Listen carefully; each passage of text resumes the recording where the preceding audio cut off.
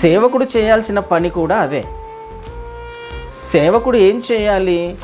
తన సంఘాన్ని క్రీస్తు వారి వద్దకు మాత్రమే నడిపించాలి, తన వద్దకు నడిపించుకోకూడదు కదండి.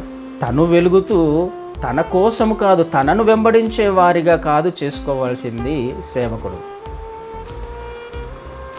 అందుకనే ఆయన నక్షత్రముతో పోలుస్తూ ఉన్నాడు. నక్షత్రం యొక్క ముఖ్య ఉద్దేశము క్రీస్తు వారిని చూపించడం తప్ప ఇంకొకటి కానే కాదు.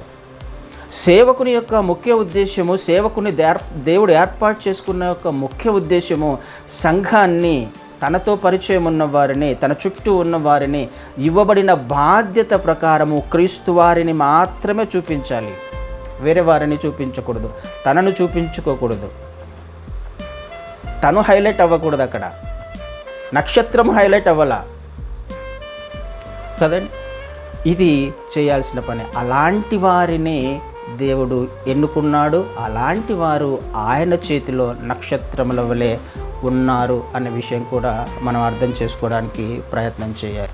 దేవుడు సేవకునికి ఎంతో అద్భుతమైన ఉన్నతమైన స్థానాన్ని ఆయన ఇస్తున్నాడు.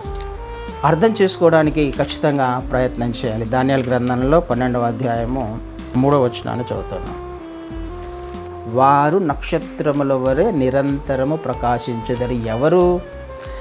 ఎవరైతే నీతి మార్గములో నడుచుకునే విధంగా సేవకుడు చేస్తాడో, అనేకులను త్రిప్పుతారో, వాళ్ళు నక్షత్రముల వలె ఉంటారు. నక్షత్రము చేయాల్సిన పని, నక్షత్రము దేనికి సాదృశ్యంగా ఉంది, నక్షత్రంకు ఉండాల్సిన లక్షణాలు ఏంటి అనేది స్పష్టంగా ఖచ్చితంగా రాయబడ్డాయి. అర్థం చేసుకుంటే నక్షత్రము వెలుగుతుంది, నక్షత్రము మార్గాన్ని చూపిస్తుంది. ఆ మార్గము క్రీస్తు వారి వద్దకు తీసుకువెళ్ళాలి. ఆ మార్గంలో వారిని నీతిమంతులుగా తీరుస్తూ అనేకులను తిప్పేవారిగా, అనేకులను నీతి మార్గంలో నడిపించేవాడిగా సేవకుడు ఉండాలి.